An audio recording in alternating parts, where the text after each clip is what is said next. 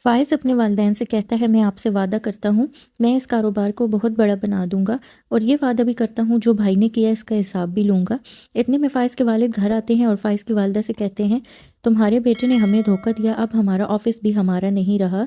Ryan ने office भी अपने नाम कर लिया और ये सब कुछ रेयान ने शादी के बाद अपनी बीवी और ससुराल के कहने पर किया है और मैं इसके खिलाफ़ कानूनी कार्रवाई करवाऊँगा और रेयान और इसकी बीवी को अब कभी इस घर में नहीं आने दूँगा। ये सुनकर फ़ाइज़ अपने वालिद से कहता है, आप ऐसा कुछ नहीं करेंगे, मैं खुद भाई से बात करूंगा।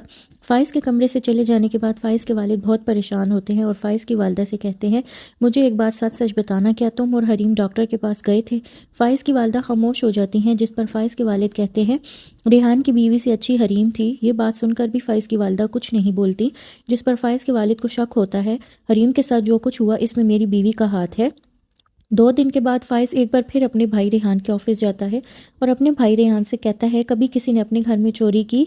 रेहान सुनकर बहुत गुस्सा होता है और फ़ाइज़ से कहता है कि कारोबार मेरी वजह से इतना बड़ा बना और मुझे जब हिस्सा नहीं दिया तो मैंने ये किया, अब जाओ आपने जो करना है कर लो।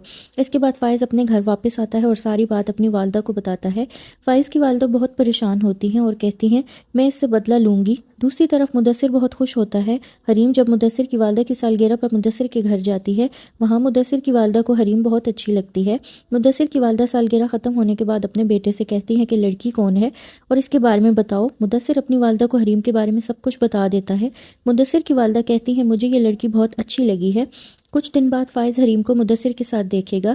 फ़ाइज़ सोचेगा, मेरी वालिदा ठीक कहती थी, ये लालची लोग हैं और जो नासिर ने बोला और देखा वो सच है। इसकी वालिदा देखती हैं फ़ाइज़ बहुत परेशान है।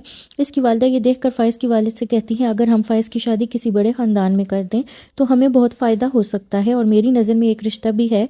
वालिद कहते हैं, हमने पहले भी लालच की और अपने बड़े बेटे रेयान की शादी बड़े ख़ानदान में कर दी ताकि इसके ससुराल की सब जायदाद भी हमारे बेटे को मिल जाए, मगर ऐसा कुछ भी नहीं हुआ। दूसरी तरफ नासिर इस कोशिश में होता है किस तरह हरीम की तलाक हो और इसको बड़ी सी रकम मिल जाए। मगर जब नासिर फ़ाइज़ की वालिदा को कॉल करता है और कहता है, बहुत जल्द आपको बहुत बड़ी खुशखबरी मिलेगी, इसके जवाब में फ़ाइज़ की वालिदा कहती हैं, अभी ऐसा कुछ नहीं करना जब तक मैं तुम्हें कुछ ना करने का बोलूँ। अब देखना ये है फ़ाइज़ अपने भाई से जायदाद वापस ले लेगा। जानने के लिए देखते रहिए हमारा चैनल।